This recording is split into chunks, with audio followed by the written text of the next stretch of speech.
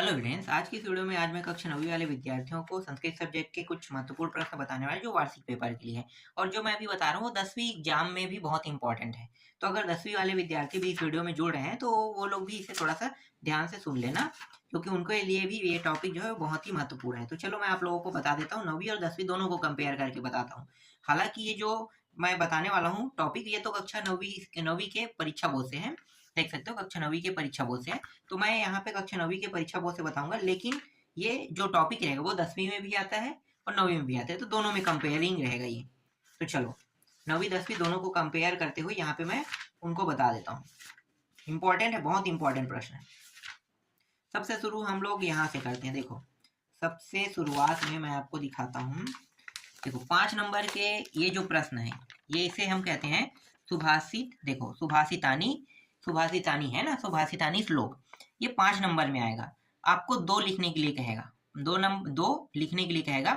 ये कक्षा 9वीं में भी आता है, कक्षा 10वीं में भी आता है, तो दोनों कक्षा में आएगा। अब यहाँ पे देखो, जो अभी कक्षा 9वीं में पढ़ाई कर रहे हैं वो अब भाई 9वीं से 10वीं में जाएगा। तो जब 9वीं से 10वीं में जाओगे तो आपको सुभाषितानी श्लोक फिर से याद करना पड़ेगा। और यहाँ पे जो श्लोक दिया हुआ है, इनमें से बहुत सारे श्लोक 10वीं में भी मेच खा रहे हैं। तो यहाँ से अगर अभी याद कर लेते हो कक्षा 9वीं में, तो जब आप 10वीं में जाओगे तो सुभाषितानी जो श्लोक होगा उसे याद करने की जरूरत नहीं पड़ेगा। तो यहाँ भी याद कितना करना है, कक्षा 9वीं वाले यहाँ पे कितना याद करना है, 2 याद कर सकते हो। ठीक है, दो दो याद मत करना, 3 याद करना। कक्षा 10वीं वाले भी 3 याद करना, क्योंकि एक जो प्रश्न है वो आ सकता है आपके एग्जाम में, तो आपको जो आया हुआ प्रश्न है उसको तो आपको लिखना नहीं है। जो इस प्रश्न पत्र में ना आया हो उसी को लिखने के लिए कहते हैं ना, तो उसी को लिखना है। तो 3 याद करना, चाहे कक्षा 9वीं वाले हो चाहे कक्षा 10वीं वाले हो। और यहाँ पे बहुत सारे हैं, इसमें 10वीं में तो और ज्यादा है, यहाँ पे सिर्फ 10 ही दिए हुए हैं। तो इसमें टोटल 10 दिए हुए हैं, तो 10 में देखो जो भी सरल लगेगा उसको याद कर लेना है, जो भी सरल। देखो ये सुखार्थिना कुतो विद्या नास्ति वाले ये सबसे सरल लग रहे हैं, तो इसको याद कर लेना है ना। इसी तरीके से छोटा छोटा देखो, ये सा न विद्या न तपो तपो न दानम ज्ञानम न शीलम न गुणो न धर्म, ये जो है ये भी सरल है। तो ये कक्षा 10वीं वाले भी याद कर सकते हैं, कक्षा 9वीं वाले भी याद कर सकते हैं, दोनों इसे याद कर सकते हैं। और जो प्रश्न पत्र में ना है वही लिखना है। तो भाई ये कक्षा 9वीं 10वीं दोनों में है, तो दोनों क्लास के हिसाब से आप याद कर सकते हो। और आसान देखना चाहो तो और एक आध आसान देख लेना। ठीक है, तो ये वाला भी मुझे आसान लग रहा है, तो कक्षा 9वीं के बुक में ये तीनों याद कर लो। तीनों में से आपको 2 लिखना है, 5 नंबर आपका यहाँ पे बन जाएगा, एकदम फिक्स है। जहां पे आपको नंबर मिल रहा है उसे बिल्कुल नहीं छोड़ना है, चाहे वो कोई भी प्रश्न हो, है ना। जो प्रश्न आपको पता है कि ये आएगा ही आएगा, तो उस प्रश्न में आप अपना नंबर क्यों गंवाओगे। जो आएगा उसको पहले रटो, और रट के पहले से तैयार रखो। अगर आपका प्री बोर्ड होता है तो प्री बोर्ड में भी ये इंपॉर्टेंट हो गया, और प्री बोर्ड नहीं होता है तो वार्षिक में तो आएगा ही आएगा। तो कक्षा 9वीं और 10वीं वाले इसे अच्छे से तैयार कर लेना। अब मैं आपको आगे वाले टॉपिक को बताता हूँ जो एकदम फिक्स है आने के लिए। ये कहाँ गया अगला जो टॉपिक है, देखो यहाँ पे है सुक्ति। सुक्ति भी कक्षा 9वीं में भी आता है, कक्षा 10वीं में भी आता है। कक्षा 9वीं में 3 नंबर में आएगा, कक्षा 10वीं में 4 नंबर में आएगा। तो यहाँ पे 10 सुक्ति दिया हुआ है। ठीक है, सुक्ति वाले टॉपिक को आप लोग कक्षा 10वीं वाले जो हो वो कहाँ पे देखना है आप लोगों को, कक्षा 10वीं वाले को अपने परीक्षा बोर्ड से देखना है। ठीक है, वो वहां पे रहेगा, जो जो सरल रहेगा उसको पढ़ना है। और कक्षा 9वीं वालों का तो यहाँ पे पहले से दिया है। देखो यहाँ पे देखो, सुखार्थी ना कुतो विद्या एकदम सरल है। और ऐसी कौन सा सरल है यहाँ पे, सर्वे सत्य देखो प्रतिष्ठितम, ये भी सरल है ना। सत्येन तप्ते रवि, ये भी सरल है। सर्वे भवन्ति सुखना, ये भी सरल है। 4 तो ऐसे ही मैंने बता दिया, आपके एग्जाम में 3 आने वाले हैं, तो 4 सरल सरल मैंने ऐसे ही बता दिया। देखो क्षमा गुणवताम बलम, ये भी सरल है, सिर्फ 3 शब्द में है। ये भी 3 शब्द में है। अजीर्ण भोजनम विषम, ये भी है। तो कम से कम यहाँ से 6 याद करना है और 3 आपको लिखना है। तो यहाँ से भी आपको 3 नंबर मिल जाएगा। अगर 10वीं वाले इस वीडियो को देख रहे हैं तो 10वीं वालों को करना क्या है, 10वीं वालों को 6 से 7 याद करना है, क्योंकि 4 आएगा, है ना, 4 आ जाता है कंपलसरी।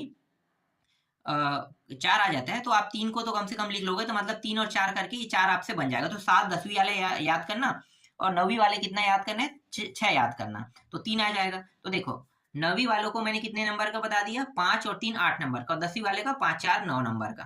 तो 10 और 9 दोनों का हो गया। अब आगे बढ़ते हैं, और क्या आने वाला है उसको मैं आपको बता देता हूँ।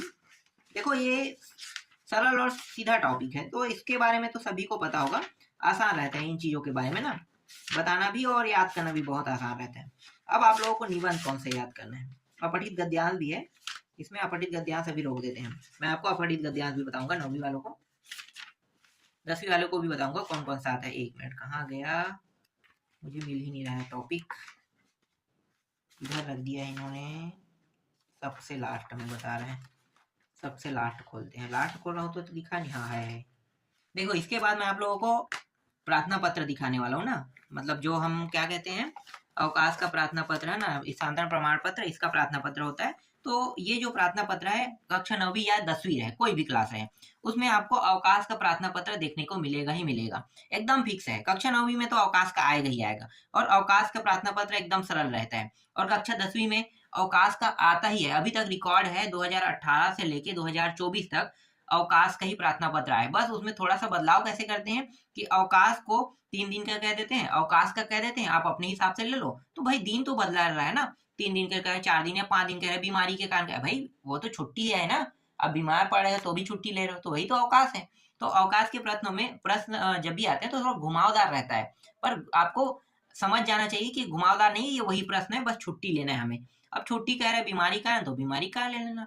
और 10वीं वालों के लिए यहाँ पे मैं आपको थोड़ा सा बता देता हूँ कि 10वीं वाले के लिए जो स्थानांतरण प्रमाण पत्र है उसको भी देख लेना। अभी तक तो आया नहीं है, लेकिन बाई चांस जो बोर्ड है वो थोड़ा सा बदलाव कर दिया जाता है ना, तो स्थानांतरण प्रमाण को दे सकता है, लेकिन स्थानांतरण प्रमाण अभी तक आया नहीं है, फिर भी तुम लोग स्थानांतरण प्रमाण पत्र को भी देख लेना, बहुत सरल होता है अवकाश का प्रार्थना पत्र। देखो मैं आपको दिखाता हूँ, देखो ये तो एकदम फॉर्मेलिटी, इसको लिख सकते हो, यहाँ से आपको 1 नंबर मिल जाएगा, श्रीमान प्रचार महोदय शासकीय, है ना, विद्यालय आपका स्कूल जो भी है, उसके बाद ये संस्कृत में लिखा है, बस मैं इसके हिंदी में बता रहा हूँ। अवकाश प्रार्थना पत्र है ना, महोदय सविनय निवेदन यदि निवेदन अस्ति, यहाँ पे यह हम वही है, मैं ऐसी वाली है ना, तो ज्वेरेण ये जे बीमारी कारण मांग रहा है, देखो यहाँ पे पीड़ितो अस्ति अस्मि है ना, तो बीमारी कारण मांग रहा है ये, तो आपको यही इसी सारी चीजों को क्या करना है, दर्शाना है। तो इतना टफ तो नहीं रहता है प्रार्थना पत्र, बस संस्कृत में लिखा है, थोड़ा थोड़ा शब्दों को आपको देखना है, बाकी पूरा हिंदी का ट्रांसलेट क्या है, संस्कृत में ट्रांसलेट है, इसी बस को आपको ध्यान में देना है, ठीक है। तो ये हो गया अवकाश का प्रार्थना पत्र, जो कक्षा 9वीं में भी आएगा, कक्षा 10वीं में भी आएगा। 10वीं वालों को स्थानांतरण प्रमाण पत्र को भी देख लेना है। जब मैं 10वीं वालों को बताऊंगा इंपॉर्टेंट प्रश्नों की सूची के साथ, तब मैं एकदम कंठा से बता दूंगा कि हाँ ये प्रश्न अभी तक आया रिकॉर्ड में, और ये स्थानांतरण प्रमाण आ सकता है, अगर उसके अलावा और कोई आने वाला रहेगा तो भी मैं बता दूंगा, ठीक है। और कक्षा 9वीं में निबंध और कक्षा 10वीं में निबंध कभी भी मैच नहीं खाता है। कक्षा 9वीं में हमेशा जो निबंध आता है वो ऐसे ही आएगा, विद्या का आएगा या तो धेनु का आएगा। देखो विद्या धेनु ये आने वाला है, एकदम फिक्स वाला है। विद्या विद्यालय का आता है, मतलब विद्या जो विद्यालय हो गया वो, धेनु, फिर उद्यानम और पुस्तकम, ये 4 में से कोई भी प्रश्न इसके अलावा और कोई आता ही नहीं, ये चारों ही आते हैं। अब आप अपने हिसाब से जो भी याद करना चाहते हो उसे याद कर सकते हो। और 10वीं में इन चारों में से एक प्रश्न नहीं आता है। देखो खेल यहाँ पे अच्छा है ना, अब यहाँ पे आप कह रहे हो कि 10वीं में भी ये काम आ जाए, तो 10वीं में काम नहीं आएगा, 10वीं में ये आता ही नहीं, एकदम छोटा छोटा है ना। उद्यानम है एकदम सरल टॉपिक है, पुस्तकम है एकदम सरल टॉपिक है ना, वैसे इसी तरीके से ये जो विद्यालम है एकदम सरल टॉपिक है, ठीक है। और ये धेनु जो है एकदम सरल टॉपिक, तो यहाँ से कोई प्रश्न नहीं आने वाले, ये सिर्फ 9वीं बस में काम आएगा। 10वीं में भैया महाकवि कालिदास, सुभाषित सुभाष चंद्र, ठीक है, छत्तीसगढ़ पर्यटन, इस तरीके के जो प्रश्न है वो आते हैं। तो निबंध में ऐसे प्रश्न आपको देखने को मिलेगा। और देख लेता हूँ और कुछ इंपॉर्टेंट होगा जो हमेशा आप आसानी से उसमें नंबर पा सकते हो, उसको देख लेता हूँ, अगर ऐसा होगा तो मैं आपको बता देता हूँ। चलो अब मैं सिर्फ 9वीं वाले को बताता हूँ, ठीक है, कक्षा 9वीं वालों के लिए। देखो कक्षा 9वीं वालों के लिए चलो 2-3 देख लेते हैं। मुझे लगता है कि देखो जैसे कि ये है, ये आप लोगों के लिए मैं इंपॉर्टेंट के तौर पे दे सकता हूँ, ठीक है, कक्षा 9वीं में ये इंपॉर्टेंट हो सकता है। इस टाइप के प्रश्न जो है आपको, ये गद्यांश है ना, तो गद्यांश में इस तरीके के कुछ टॉपिक दिए रहेंगे, इनका क्या निकालना है। देखो गद्यांश में शीर्षक निकालना है, ये जो प्रश्न पूछा उसका उत्तर निकाला, तो ये जो है यहीं से ढूंढ के आपको उत्तर देना है। तो ऐसे प्रश्न भी आपको देखने को मिलेगा। इसका पूरा मैं दिखा देता हूँ, देखो पूरा ये रहा प्रश्न, कुछ है इस तरीके से, और इसका हल भी दिखा देता हूँ आप लोगों को, ठीक है, इंपॉर्टेंट के तौर पे दे रहा हूँ। तो हो सकता है आप लोगों के पास है या नहीं मुझे नहीं पता, पर मैं अपने ओर से दे रहा हूँ, तो आप लोगों को देख लेना है, ठीक है। उसके बाद देखो भारतवर्ष से संबंधित है, ये भारतवर्ष वाला, और ये रहा कुछ प्रश्न है, इसके प्रश्न है और इसका उत्तर भी दिखा देता हूँ, देख लेना एक बार, कम से कम देख लेना, ठीक है। इंपॉर्टेंट प्रश्न है, ऐसे ही प्रश्न आएंगे, तो जब आप इसे पढ़े रहोगे ना तभी आपको समझ में आएगा। फिर अस्माकम वाला देखो, इसको ये प्रश्न है, इसका आधा हिस्सा यहाँ पे है, ठीक है, और कुछ आधा हिस्सा यहाँ पे है, ये रहा। फिर यहाँ से उत्तर देख लो, उत्तर ये रहा और ये यहाँ तक, ठीक है। ये देखो कालिदास वाला है, ठीक है, ये भी एक गद्यांश है। ये सिर्फ और सिर्फ कक्षा 9वीं के लिए है। कक्षा 10वीं वाले को कक्षा 10वीं वाले परीक्षा बोर्ड में मैं बताऊंगा, ठीक है। ये हो गया, फिर यहाँ से यहाँ तक हो गया, ठीक है।